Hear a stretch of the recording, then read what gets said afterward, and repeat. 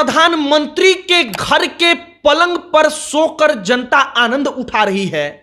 प्रधानमंत्री के लिए जो विशेष तौर पर वीआईपी खाना होता है उसको जनता खा रही है। जनता प्रधानमंत्री के घर में घुसकर जो गद्देदार वहां पर सोफा लगा है उस पर बैठकर एसी के ठंडे ठंडे हवा का मजा ले रही है और प्रधानमंत्री देश छोड़कर भाग खड़ी हुई हैं। यह कहानी बांग्लादेश की है। आरक्षण के विरोध में जो वहां पर प्रदर्शन हो रहा था वो प्रदर्शन इतना ज्यादा बढ़ गया कि शेख हसीना बांग्लादेश की प्रधानमंत्री को हेलीकॉप्टर लेकर भागना पड़ा। इसके बाद वहां पर शेख हसीना के देश में मतलब बांग्लादेश में सेना ने अपना कंट्रोल कर लिया। सेना ने कहा कि अब हम अपने देश को चलाएंगे, अपने देश को अपने कंट्रोल में रखेंगे।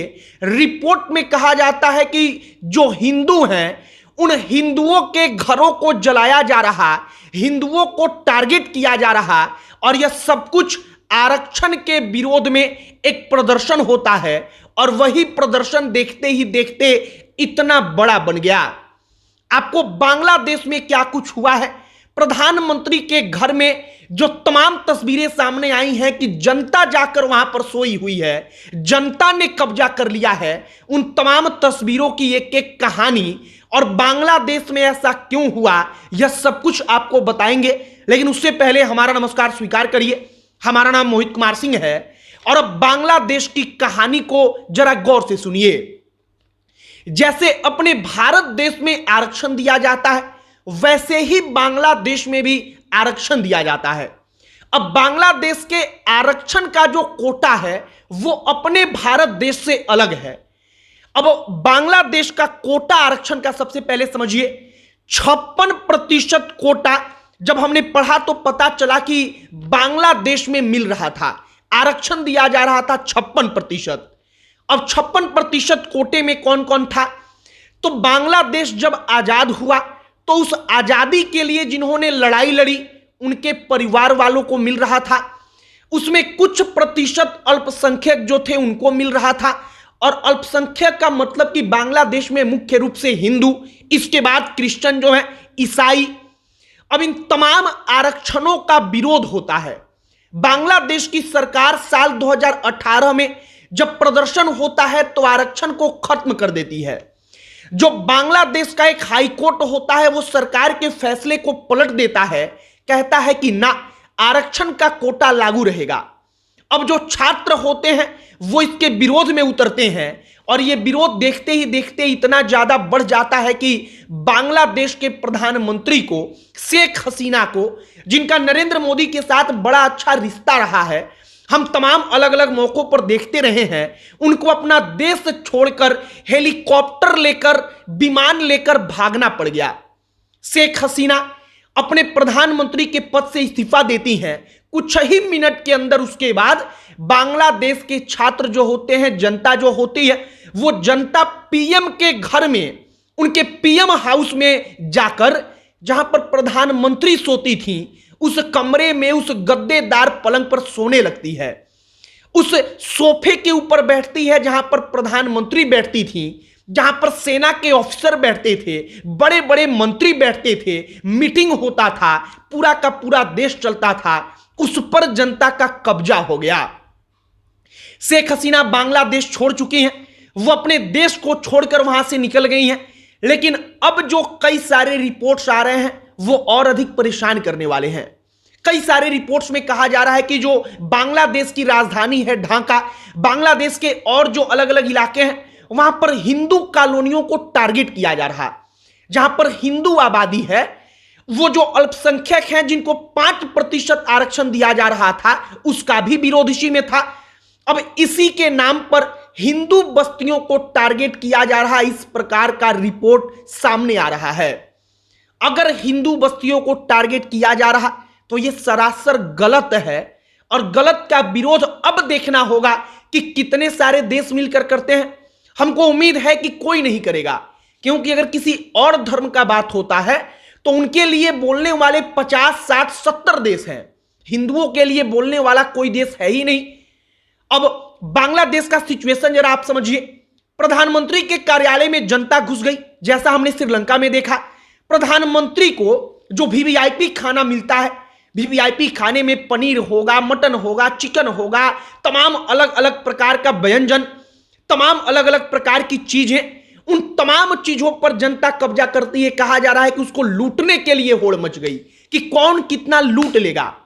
शेख हसीना बांग्लादेश की प्रधानमंत्री देश छोड़कर भाग गई हैं।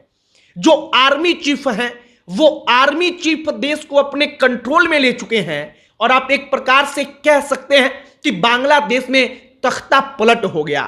अब आर्मी का शासन वहां पर चल रहा है, आर्मी सब कुछ कंट्रोल कर रही है और इन तमाम प्रदर्शनों के कारण $100 बिलियन का नुकसान बांग्लादेश की अर्थव्यवस्था को हुआ है। हजारों हजार की संख्या में फैक्ट्रियां कई महीना से बंद हैं और यह सब कुछ हुआ छात्रों के आंदोलन से। छात्र जो वहां के बांग्लादेश के हैं, कई सारे अलग अलग ग्रुप से हैं, विपक्ष है, वो आरक्षण को लेकर छात्रों को सपोर्ट करता है, छात्र विरोध करते हैं। देखते ही देखते आरक्षण के लेयर को लेकर, कोटा को लेकर जो विरोध प्रदर्शन था वो इतना बढ़ा, इतना ज्यादा बढ़ा कि पीएम कार्यालय में आग लगा दी गई। 300 से ज्यादा लोगों को खत्म कर दिया गया। कहीं कहीं पुलिस स्टेशन में जाकर एक एक साथ दर्जनों पुलिस वालों को खत्म कर दिया गया। और यह सब कुछ ऑफिशियल डेटा है, सरकारी डेटा है।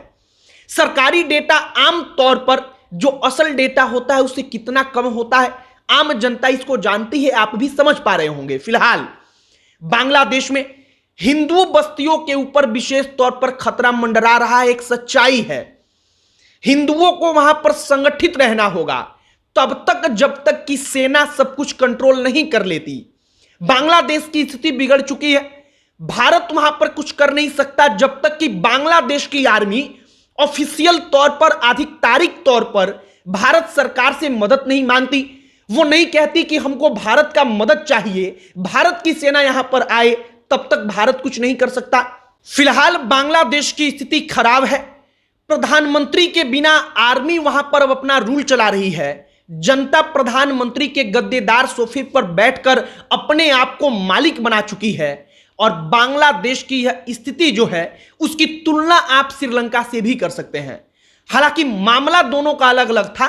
श्रीलंका का मसला कुछ और था, बांग्लादेश का मसला कुछ और है, लेकिन हुआ अंततः वही है कि प्रधानमंत्री को देश छोड़कर भागना पड़ा। उनको आश्रय लेना पड़ रहा है दूसरे जगहों पर अपने आप को बचाने के लिए। शेख हसीना के पिता की मूर्ति को तोड़ दिया गया। शेख हसीना के घर पर, प्रधानमंत्री के घर को जनता ने अपने कब्जे में कर लिया और हिंदू बस्तियां खतरे में हैं। हिंदू बस्तियों को लेकर हम बार बार इसलिए जिक्र कर रहे हैं क्योंकि बांग्लादेश में उनको पूछने वाला कोई नहीं। बांग्लादेश में उनकी जान की कीमत क्या ही होगी, आप इसका अंदाजा लगाइए, सोचिए। बाकी बांग्लादेश की सेना को शायद अगर जरूरत पड़े वो मांगे तो बेशक भारत की सरकार मदद करेगी वो तमाम चीजों को कंट्रोल करने के लिए। और बांग्लादेश जब आजाद भी हुआ तो उसमें भी भारत की सबसे प्रमुख भूमिका थी। फिलहाल बांग्लादेश के हालात को हमने आपके सामने रखने का प्रयास किया है। मोटा मोटी क्या कुछ वहां पर चल रहा है आपको अंदाजा लग चुका होगा। आरक्षण विरोध का आग इतना फैला कि तख्ता पलट हो गया। आपकी क्या राय है कमेंट बॉक्स में लिखकर बताइएगा। अब अंत में हमारा परिचय, हमारा नाम मोहित कुमार सिंह है। बहुत बहुत धन्यवाद।